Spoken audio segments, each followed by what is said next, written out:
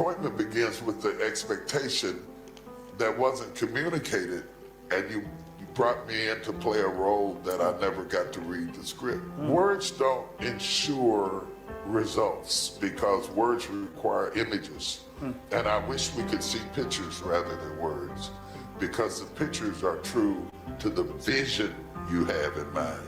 And the word always falls short of the vision. And if we can let go of what we had in mind, we can discover what God had in mind for us.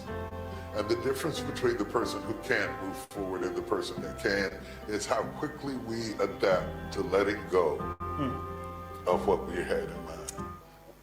See, this is why I love Bishop Jakes. It's just that clip alone has like 10 different deep wisdoms in it. I want to start with the last thing the Bishop says. By the way, Bishop, I look forward to seeing you at Good Soil now in May. And thank you again for the opportunity to come and speak at the Good Soil platform. But I want to start first with what the Bishop ends with, this idea that sometimes what's getting in the way of who you're supposed to be is who you think you are supposed to be. Learning to let go. I can't tell you how personally I have struggled with that. Like, that's been a serious struggle for me. And I think one of the reasons is because sometimes it's hard. You know, the world is full of this message around never giving up, right? And it's hard to know when letting go is not giving up. Like, that's a whole sermon right there. If you have lived life, I just preached. The difference between letting go and giving up. And what the difference between those are. Because sometimes we are holding on to the very thing that's getting in the way of who we are called to be. That's such a difficult thing to do. Then I want to say one more thing, which is, I watched a TED Talk many years ago. And this person in the TED Talk, I can't recall their name now, was talking about the power of images. And they said that for as long as human beings have had the ability to kind of inscribe things onto surfaces, we started drawing images on cave walls. And so earliest man was communicating messages and leaving history simply by drawing things on cave walls. The hypothesis of this particular speaker was that the part of our brain that looks at and interprets images is a lot more advanced than the part of our brain that looks at and interprets text. Because text came many, many years after we were writing things and drawing things on surfaces of caves. So this is why, for instance, visual-based social media are so effective. That's why Instagram is so effective. It's visual-based. You see an image and you click on it. That's why TikTok is so effective. You see a video, an image, and you click on it. But if you think about like text-based forms of social media, think about Medium, think about WordPress, think about all the blogs that you've ever, even think about Twitter, right? Like X now has had to incorporate visual communication so that you can read the text. Because if it's just a long text, you're not reading it, you want to get to the image of what is going on. And so what this person was actually saying was, the most effective way to communicate to people is in pictures, not in words. And just think about how powerful that idea is. And I want to encourage, especially those of you who are entrepreneurs, to think about translating your vision to people into images that they can actually see. So rather than that's the place we're going at a goal level, make it that's the destination we want to reach, and here's what it looks like. And give people a very clear, concise, visual representation of what it is you're trying to actually do.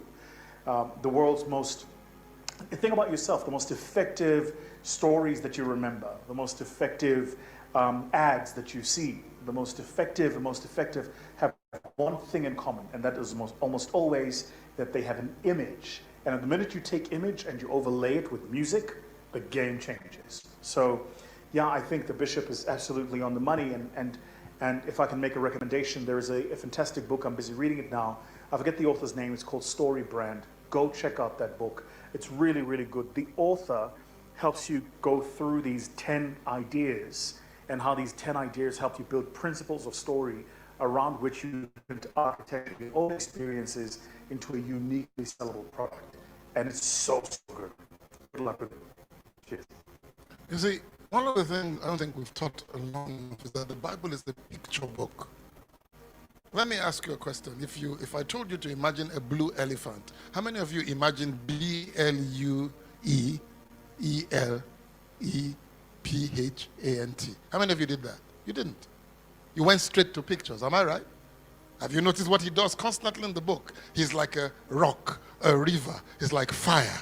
Am I making sense? You see what he does? The Bible is a picture book, and if you don't allow the Bible to paint pictures for you, you're cheating yourself out of the future God has for you.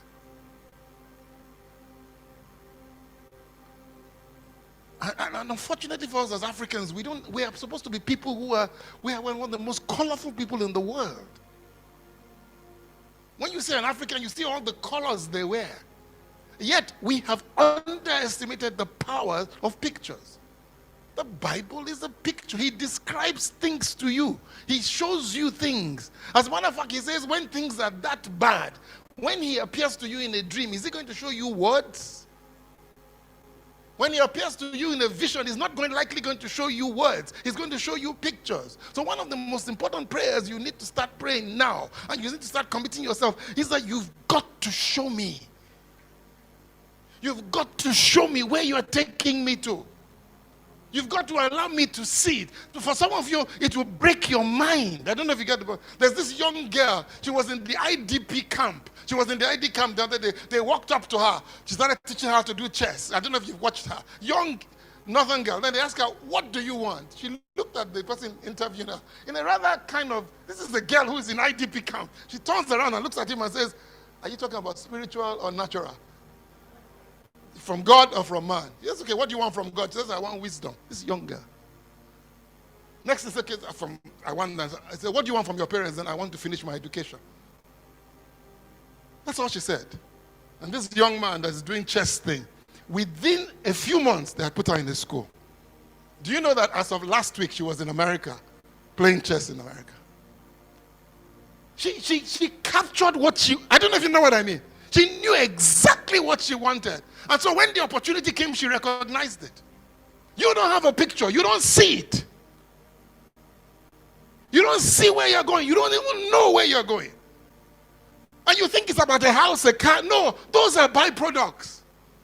There's a place you get to get those things. Am I making sense? Are you here? There's something you're supposed to become. There's something you're supposed, they that know their God shall be strong. We are human beings. Before we can do, you have to be something to do what God has called you to do. But if you don't have any idea of where it's going, what's the next video? Yeah, I want you to listen to this. And if you're on your seat, you can practice it. Listen to this. This is Tony Robbins. Tony Robbins is crazy, so please understand that. And I don't know if he's saved or not, but I know he's smart. So I'll show you a little stupid little physical technique for this. So stand up for a second. You guys gonna do it with the camera show? So try this for a second. So just put your feet together and then put your right index finger straight out in front of you like this. Okay? And all I want you to do is I want you to just turn clockwise comfortably as far as you normally turn. Just notice where you naturally stop. Go ahead and turn clockwise. People at home can do this too. Keep your feet straight. Notice where you stop. Come back around to me. Back around to me. Okay, good. Yeah, you're really good at this, right? Drop your hand. Now let's do something really simple. Close your eyes. And you don't even have to visualize, just feel. I want you to imagine your finger coming back up again. And this time, see and feel it coming up. Don't actually make it happen, but feel like it's happening. Imagine in your mind that you're actually doing it.